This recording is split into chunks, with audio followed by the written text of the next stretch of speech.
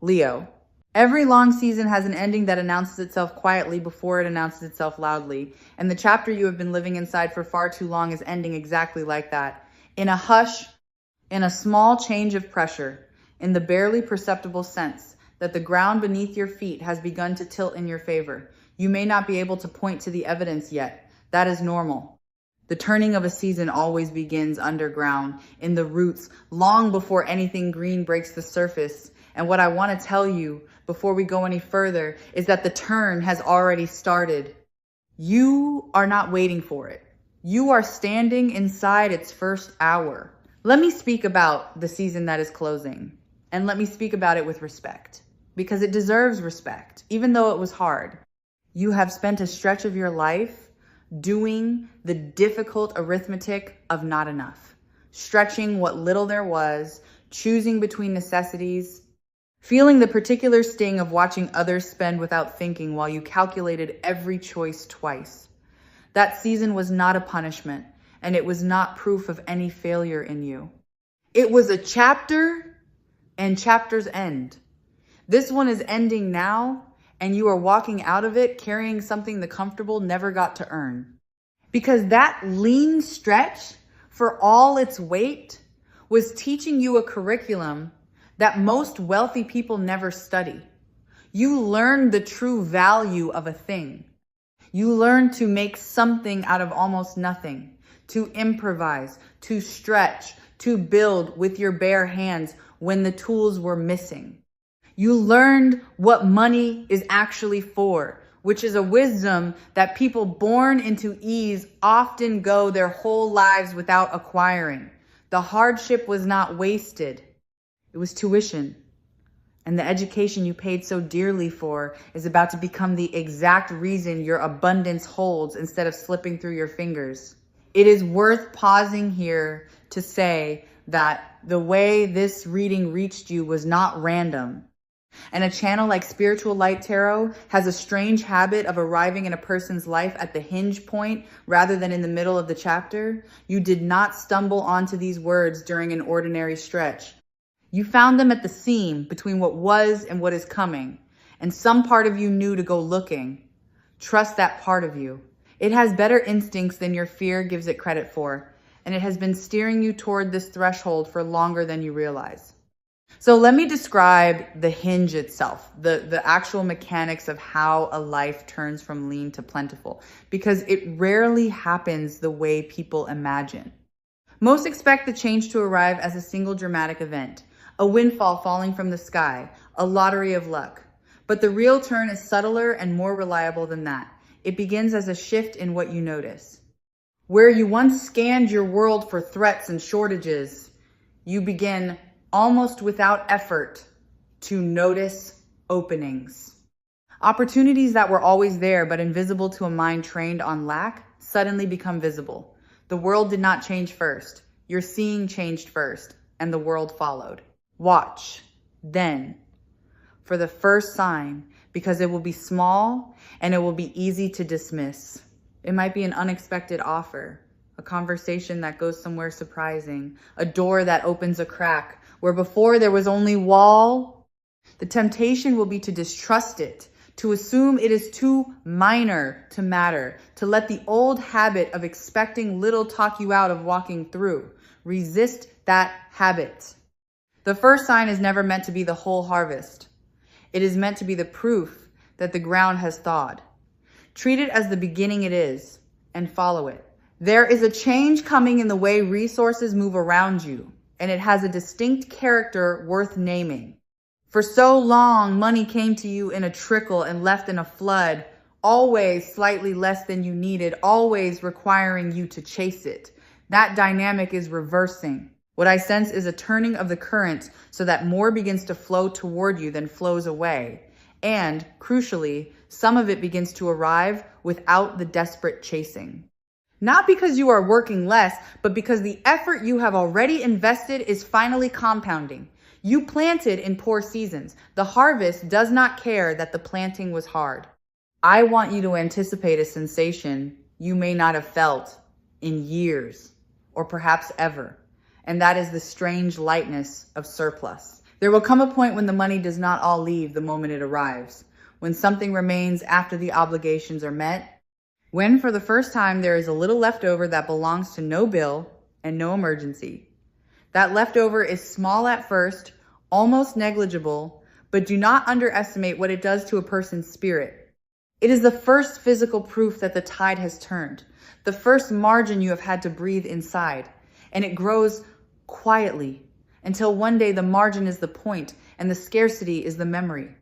And here is a relationship you are about to develop that you have never been able to afford before, the relationship with money that works while you rest. For your whole life, money has been something you trade your hours for, dollar by dollar, effort by effort, and the moment you stopped, the income stopped with you. That is about to change. You are entering a season where you can begin to let money multiply on its own, to put it somewhere it grows without your constant labor, to finally experience the quiet magic of resources that expand while you sleep. This is the threshold between working for money and money working for you, and you are stepping across it. Notice too that the first signs of plenty often arrive not as grand acquisitions, but as small daily mercies. And I do not want you to overlook them while waiting for something bigger. The full tank without the wince. The good coffee bought without a second thought. The small gift for someone you love, given freely because you can. These modest pleasures are not trivial. They are the texture of a life without constant fear, and they will return to you one by one, each a tiny flag planted on newly reclaimed ground. Celebrate them as they come. They are the leading edge of the abundance, and honoring the small arrivals teaches your spirit how to receive the large ones. I want to name a specific inheritance you are carrying, and I do not mean money, I mean a story. There is a narrative about scarcity that runs in your family, or in your upbringing, or in the water you grew up drinking. An unspoken agreement that people like you do not get to have much. Maybe you watched a parent struggle. Maybe you absorbed the belief that reaching too high invites punishment. That story has been living in you like an old tenant who never paid rent, and I sense you are about to evict it. You may well be the one who breaks the pattern, the first in a long line to step out of the inherited smallness and into a largeness no one before you was permitted. Consider what it means to be the one who breaks the chain, because it is a sacred and lonely and magnificent role.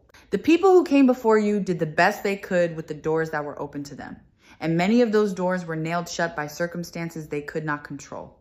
You are living in a season with more open doors, and you carry within you the accumulated longing of everyone who wanted more and could not reach it. When you rise, you do not rise alone. You rise carrying them, and your abundance becomes a kind of restitution for every dream that got deferred in the generations behind you. Now I want to talk about a skill you have been undercharging for, or perhaps not charging for at all, because this is where a great deal of your coming wealth is hiding.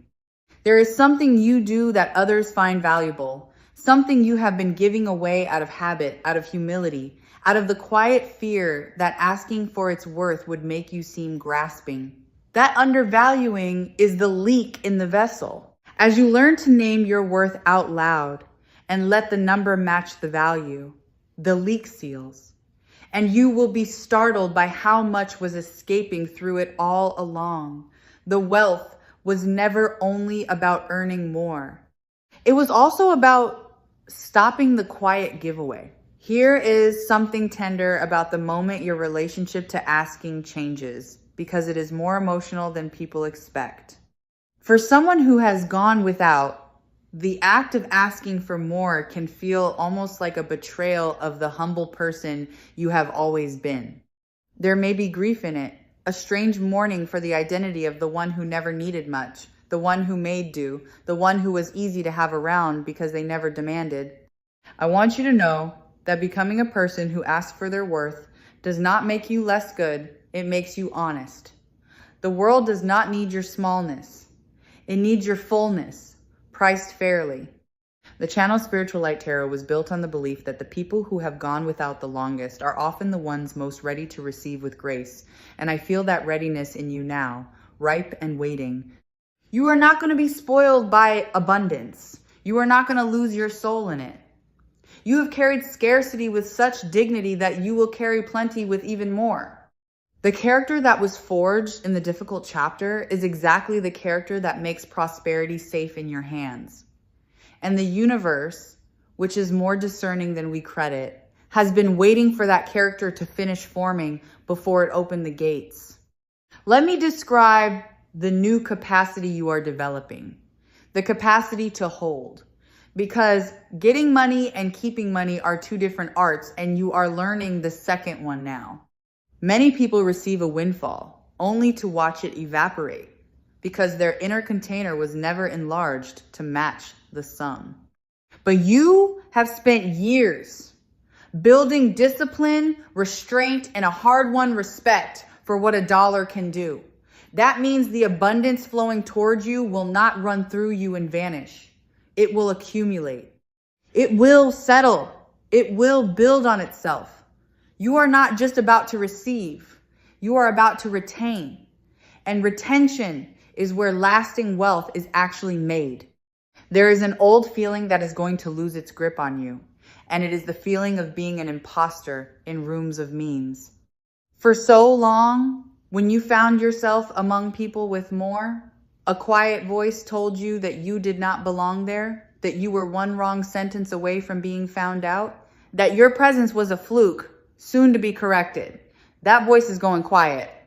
As your circumstances shift, you will begin to notice that you carry yourself differently in those rooms, that you stop shrinking, that you stop over-explaining, that you simply take your seat as though you were always meant to have it because you always were. The belonging was never something you lacked. It was something you had not yet claimed. I sense a guide appearing on your path, someone further along than you, someone who has already walked the road from little to plenty and can show you where the hidden steps are. It may be a person, or it may be a body of knowledge, a teacher, a source of wisdom that arrives at exactly the moment you become ready to learn what it offers. The world you are entering has its own rules, its own etiquette, its own mechanics, and you do not have to figure them all out alone. Help is coming in the form of instruction. When it appears, be humble enough to be a student again. The willingness to learn is the mark of everyone who ever crossed this particular threshold. Listen for the change in your own voice when the subject of money comes up, because it is a truer indicator of transformation than any number. There has been an apology in the way you speak about money, a flinch, a lowering of the eyes, a habit of undervaluing before anyone else could. As the shift takes hold, you will hear yourself begin to speak of it plainly, without shame, without the reflexive discount. You will state your worth as a simple fact rather than a nervous question.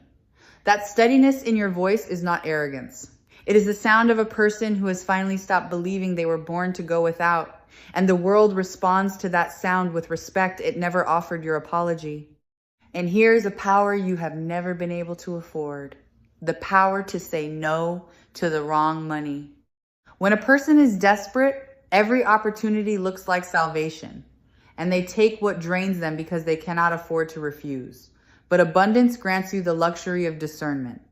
You will soon be able to decline the offer that pays well but costs your soul, to walk away from the arrangement that diminishes you, to hold out for the thing that is actually right, rather than grabbing the first thing that appears. This ability to refuse is itself a form of wealth, perhaps the truest form, because it means your choices are finally your own. I sense a debt or a burden that is going to be lifted, and I want you to feel in advance the specific freedom of that release. There is a weight you have been carrying, an obligation, an owed thing that has sat on your chest and colored your sense of the future. And I sense the season ahead offering you the means to set it down for good. The day that particular weight lifts, you will feel yourself stand taller, breathe deeper, look further ahead than you have allowed yourself to look in a long time. Freedom from what you owe is its own kind of fortune, and it is one of the first gifts this turning is preparing to hand you. There is a conversation coming in which you will ask for more than you have ever dared to ask, and you will get it. A rate, a raise, a fee, a figure that would have terrified the old version of you to even speak aloud. I sense you finding the steadiness to name it plainly and then, crucially, to stay silent afterward, to let the number stand without rushing to apologize for it or negotiate against yourself. That silence after the ask is where fortunes are decided, and you are learning to hold it. The yes that comes back will teach you something permanent about your own worth, and you will never again ask for as little as you once did. And I want to speak to what your abundance will let you stand for, because money in the hands of a person with your conscience becomes something more than comfort. You have causes you care about, people you would protect, things in this world you wish you had the power to change. Scarcity kept your compassion theoretical, a wish without a lever. Wealth turns compassion into action. You will be able to fund what you believe in, to shelter who you love, to move real resources toward the good you have always wanted to do and never had the means to accomplish. This is perhaps the deepest reason the abundance is coming to someone like you. It knows what you will do with it. I sense an opportunity with an unusual shape approaching, one that will not look like the opportunities you have been trained to expect. It may involve doing something you have never done before, stepping into a role that feels a size too large, saying yes to a possibility that scares you slightly with its scope. Your instinct, honed by years of playing it safe, may be to decline, to wait until you feel ready, to defer to someone more qualified. But readiness is a myth that keeps people poor. The opportunity is not asking you to already be the person who can handle it. It is offering to make you that person. Step forward before you feel ready. That is how the leap always works. There is a particular relief I want you to anticipate because it is one of the sweetest fruits of the turn, and it is the first time you look at a price and simply do not flinch. For so long, every purchase has been shadowed by calculation, every want weighed against every need, every small pleasure taxed by guilt. There is coming a day when you will reach for something and the old flinch will not arrive, when the arithmetic will fall silent, when you will simply be able to have the thing. That moment, small as it sounds, will bring tears to your eyes because it will be the body finally believing what the mind has been trying to tell it. The famine is over. I want to speak to the guilt that sometimes rides alongside new abundance because it can ambush a person who has known hardship, and I do not want it to steal your joy. When you begin to have more than the people around you had, more than your family had, more than the version of you from the hard years could have imagined, a strange guilt can surface, a feeling that you have somehow abandoned your own kind by rising. Let me dissolve that. You do not honor the people who struggled by struggling alongside them forever. You honor them by breaking free and then reaching back. Your rising is not a betrayal. It is a rescue mission, and you are both the rescued and the rescuer. Let me trace what tends to happen once the first income shift lands, because it rarely stays singular. The first new stream tends to reveal a second. The confidence from one success loosens the grip of fear enough that you begin to see other avenues you were previously too anxious to pursue. Wealth, once it begins, has a way of teaching you its own logic, showing you how it wants to grow, revealing paths that were invisible from inside scarcity. You will not have to force this. You will simply notice one day that the single lucky break has quietly become a diversified and living thing, feeding itself, expanding on its own momentum. There is a recognition coming too, and I want to separate it cleanly from the money because they arrive together, but they are not the same gift. People are going to start seeing your value in a way they did not before. The same qualities that were overlooked when you had nothing become suddenly visible and admired the moment your circumstances begin to shift. It is unjust, in a way, that the world so often waits for external proof before it grants internal respect. But that is how it moves, and it is about to move in your favor. Let the recognition come. You do not have to pretend you do not enjoy being finally seen. I sense you will soon be in a position to be the generous one, And I want you to savor this in advance because it may be the single most healing part of the whole transformation. There is a specific joy, unlike any other, in being the one who picks up the check, who covers the shortfall, who says, do not worry about it and means it. For someone who spent years on the receiving end of other people's mercy, or worse, on the receiving end of no mercy at all. The day you get to be the source of the ease rather than the one who needs it will feel like a wound closing. You have been on the thin end of generosity long enough. Your turn to be the fountain is coming. Let me address the fear that this is all too good, that I am describing a life meant for other people, that surely the pattern of your existence has been set and this reading is a beautiful cruelty. I understand why that fear is there. When a person has been disappointed enough times, hope itself starts to feel like a setup. But patterns are not destinies. A pattern is simply what has happened until now, and until now is not forever. The evidence of your past is not evidence of your future, because the variable that was missing has just entered the equation, and the variable was never luck. It was your own permission, finally granted. Think about how much of your struggle was never about capability, because you were always capable. And it was never about worthiness, because you were always worthy. So much of it came down to a single locked door in your own mind, a belief that the good life belonged to a different category of person. That door is unlocking now, not through force, but through a quiet exhaustion of the lie. And on the other side of it is not some foreign paradise, but simply the life that was always meant for you, waiting patiently for you to believe you were allowed to walk in. There is a decision approaching, and I want you to be awake for it, because it is the kind of decision that quietly determines everything downstream. It will present itself as a choice between the safe, familiar smallness and the frightening, expansive unknown. Every cell trained by scarcity will vote for the safe option, because scarcity always mistakes familiarity for safety. But the expansive choice, the one that makes your heart beat faster with a fear that is really excitement in disguise, is the one that leads to the life we are talking about. When the fork appears, choose the direction that scares you in the good way.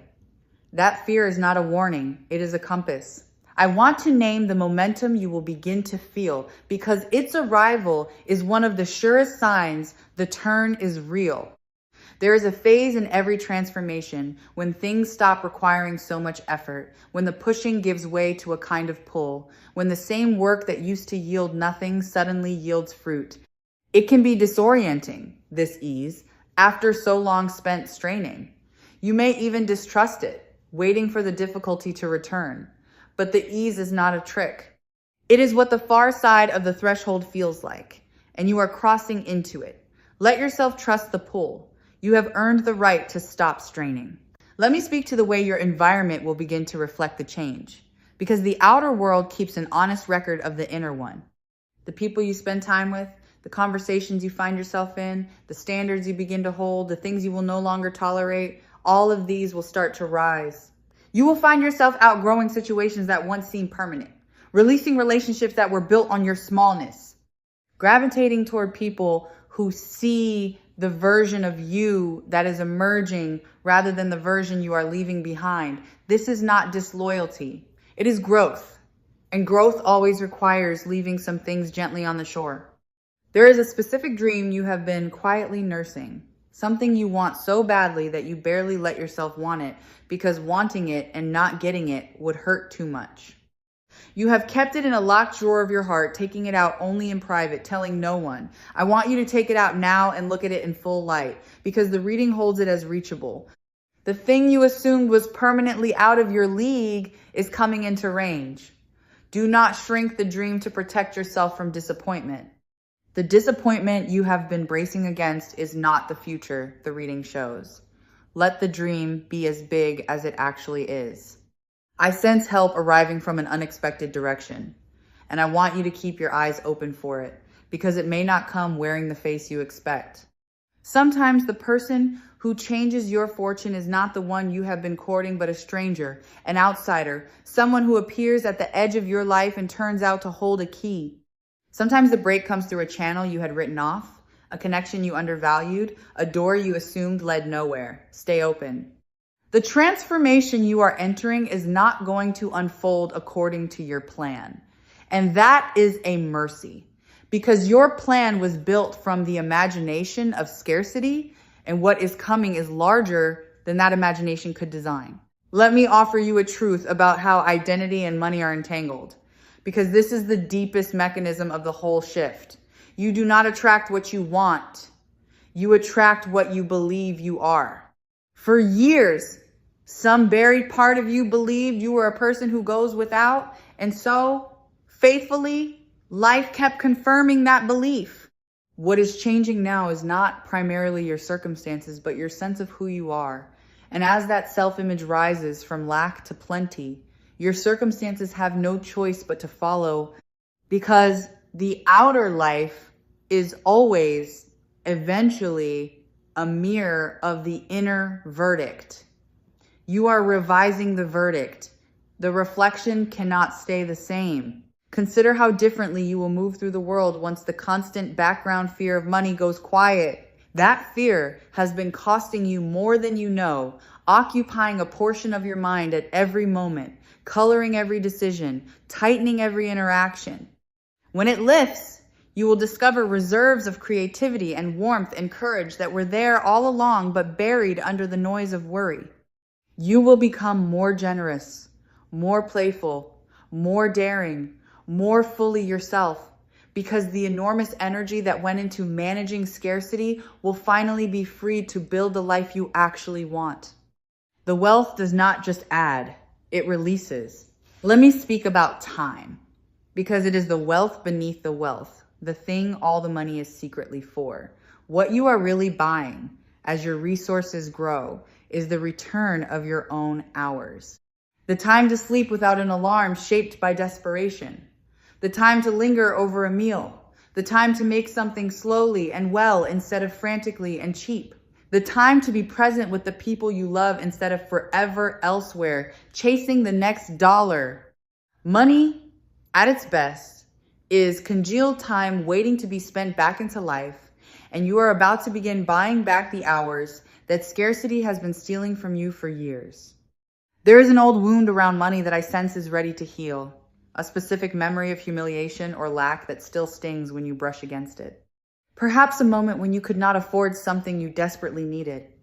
Perhaps a time you were made to feel small over money. Judged, dismissed, refused. That wound has been shaping your choices from the shadows, and I sense the season ahead offering it a chance to close. Not through revenge, but through a gentle overwriting. As the version of you who has enough finally reaches back to comfort the version who went without. You are about to become the answer to your own old prayer.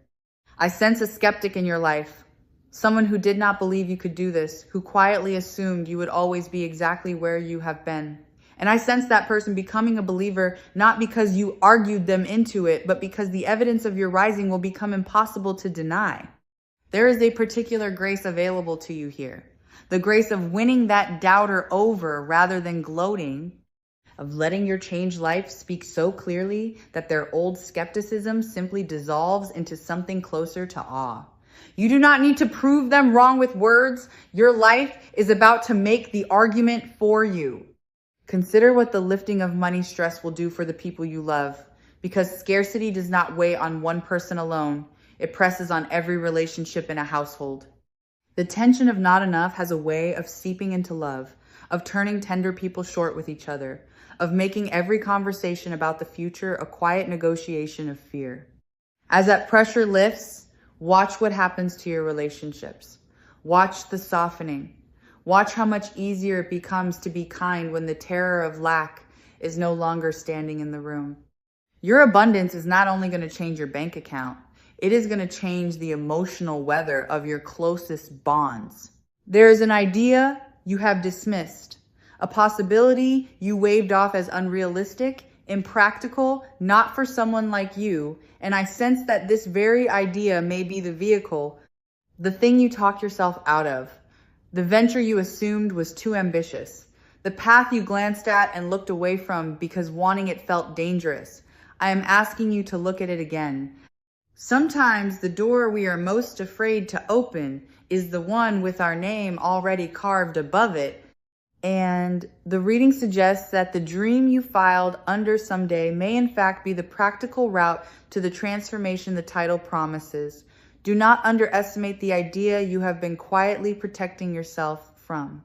Even in plenty, I sense you will keep your feet on the ground, and this is worth honoring because it is precisely what will make your wealth durable. You are not the kind of person who forgets where they came from the moment fortune arrives. You will keep the habits that served you, the respect for a dollar, the refusal to waste, the memory of the lean years that keeps you humble and wise. This groundedness is not a limitation. It is the ballast that keeps a rising ship from capsizing. And it means that when the abundance comes, it will not turn you into a stranger to yourself. You will remain recognizably, admirably you, only unburdened. And I sense in the longer arc of this that you are about to teach a different story than the one you were taught. Whatever scarcity you inherited, whatever fear about money was passed down to you like an heirloom no one wanted, you now have the chance to hand something else to the people who come after you. A different relationship with abundance. A belief that having is allowed. A model of a person who broke the old pattern and lived to show that it could be broken. This may be the most lasting wealth of all, the kind measured, not in what you accumulate, but in what you make newly possible for everyone who watches you rise. I want to describe the quiet dignity of the wealth that is coming to you, because it will not be the loud, garish, kind. What I sense for you is not the wealth that needs to be seen, the kind that shouts and clutters and proves. It is the calmer, deeper kind, the wealth of options, of security, of a life with margin in it. The freedom to breathe, the ability to weather the unexpected without terror, the peace of knowing there is enough. This is the richness that actually changes a person's days, and it is quieter and better than the fantasy version, and it is precisely the version arriving at your door. Everything Spiritual Light Tarot hopes to leave a person with comes down to a single conviction, and I want to place it in your hands as we near the end. The conviction that the difficult chapter was never the whole book, that the lean season was always a passage and never a destination, and that the wealth arriving is not a stranger's fortune wandering in by accident, but the harvest of every hard thing you survived. You are not going from broke to rich by luck. You are going from broke to rich by the slow, faithful ripening of a life that was always heading here, even in the years it did not look like it. So let me leave you standing at the threshold with clear eyes. Behind you is the chapter of stretching and counting and making do, and it is closing, and you may say goodbye to it with gratitude rather than bitterness, because it made you into someone who can hold what is coming. Ahead of you is a season of arrival, of receiving, of finally having the margin to breathe, and the means to be generous, and the freedom to reach for the dream you kept locked away. The turn has begun. You are already inside its first hour, and everything I have described is not a distant possibility, but a homecoming already underway, walking toward you as surely as you are walking toward it. Step through. The lean years are behind you now. Let yourself be rich in every sense the word can hold.